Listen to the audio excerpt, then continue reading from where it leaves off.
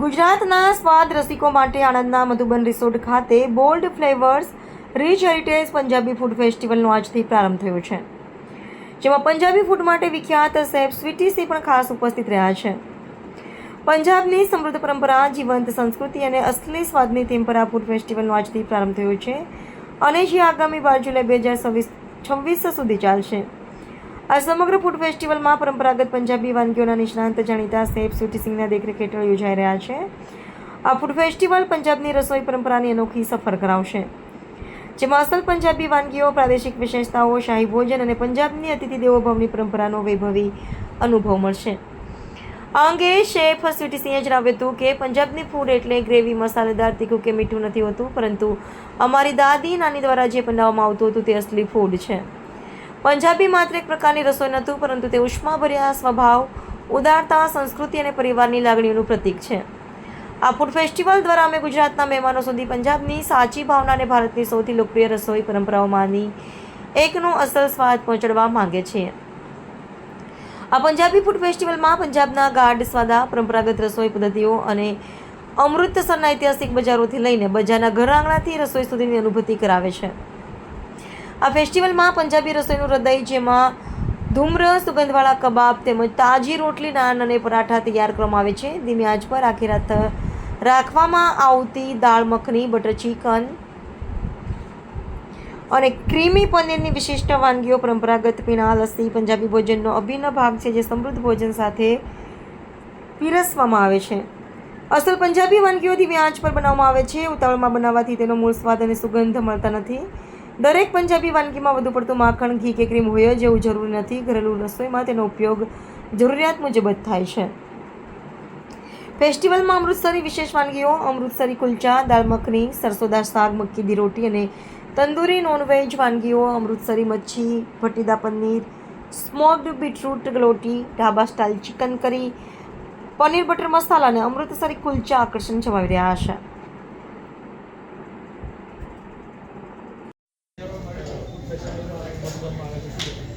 મધુબન હંમેશા માટે મારી મોસ્ટ ફેવરિટ ડાઇનિંગ પ્લેસ રહેલી છે. અમારે ગાવાનું હોય એટલે ઘણું બધું સાચવવું પડે, એટલે મોટાભાગે બહાર ખાવાનું અમે ટાળતા હોઈએ. પણ મધુબન એવી જગ્યા છે કે ત્યારે અમારે કોઈ જ ડર ન હોય. એટલું બધું હાઇજેનિક, ટેસ્ટી અને સાથે એકદમ માઇલ્ડ, બહુ જ સરસ એવો ટેસ્ટ હોય છે કે અમારે ગળાની કોઈ જ મજા નહીં આવે.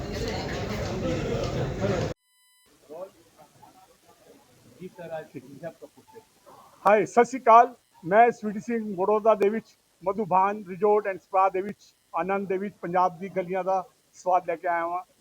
3 तारीख तो लेके 12 तारीख तक डिनर, ओनली डिनर स्पेशल नानी और दादी के हाथ का खाना, क्योंकि वो खाना सारा असी अपने फादर को सीखा, फादर ने अपने नानी दादी को सीखा।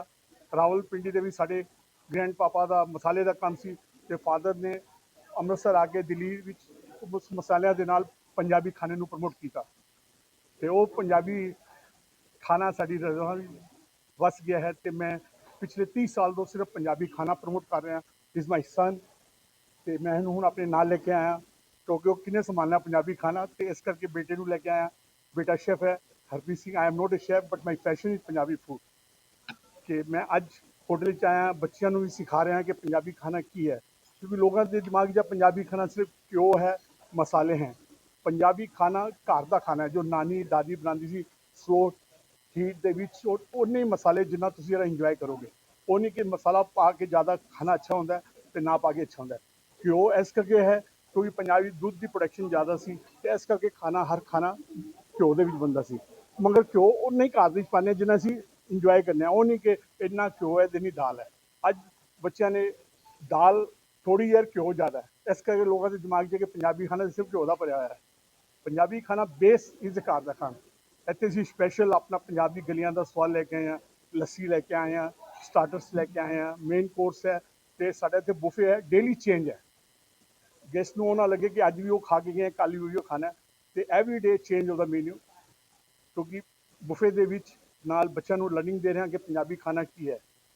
तुसीं साडा खाना खाओगे तो तुहानूं कोई साडे खाने कोई भी एक्सेस कोई स्टॉक नहीं है, हड्डियां का कोई प्यूरी नहीं है, फ्रेश टमाटो ग्रेवी नाल खाना है। ਕਿ ਜੋ ਅਸੀਂ ਘਰ ਵਿੱਚ ਬਣਾਉਂਦੇ ਹਾਂ ਆਪਣਾ ਖਾਣਾ। ਤੇ ਮੈਂ ਚਾਹੁੰਦਾ ਕਿ ਆਪ ਜੀ ਆਓ ਮਧੂਬਨ ਰਿਜ਼ੋਰਟ ਐਂਡ ਸਪਾ ਦੇ ਵਿੱਚ, ਪੰਜਾਬ ਦੀ ਗਲੀਆਂ ਦਾ ਸਵਾਦ ਲਓ ਸਵੀਟੀ ਸਿੰਘ ਦੇ ਨਾਲ 10 ਦਿਨ। ਤੇ पंजाब का ट्रेडिशनल जो फूड है ਹਾਂਜੀ वो आज की जो नई ਹਾਂਜੀ, तो क्या बीच में गैप रहा है कि क्योंकि गैप इसलिए रहा ना कि हर आदमी ने पंजाबी खाना कर दिया है। उनको पता ही नहीं कि पंजाबी खाना क्या है। जो अपना प्यूरी खोली, काजू डाला, लाल रंग डाला, इसे बटर चिकन। बटर चिकन क्यों बना, लोगों को यही नहीं मालूम कि बटर चिकन बना क्यों। क्योंकि बटर चिकन इसलिए बना कि जो चिकन बचता था उसको यूटिलाइज करना है, तो कैसे यूटिलाइज करना है। इसलिए इसकी ग्रेवी एक ऐसी ग्रेवी बनाई गई, स्मूथ ग्रेवी, जिसमें कि रात की चीज उसमें जाए और सॉफ्ट हो जाए और खाने में उसका एंजॉय हो जाए, वेस्ट ही नहीं हो। क्योंकि रोज रोज तो आप तंदूरी चिकन फेंक नहीं सकते थे, इसलिए इसकी ग्रेवी को आज लोगों ने वही बटर चिकन ग्रेवी में अपना शुगर, हनी, खोया डाल दिया। इनको पता ही नहीं कि बेस बटर चिकन क्या है। और पंजाबी खाना तो कभी कोई मीठा होता ही नहीं है। पंजाबी खाना तो ना मिर्ची वाला है ना मीठा है। पंजाबी खाना तो सिर्फ स्वाद वाला है, जो मैं लेके आया हूँ यहाँ।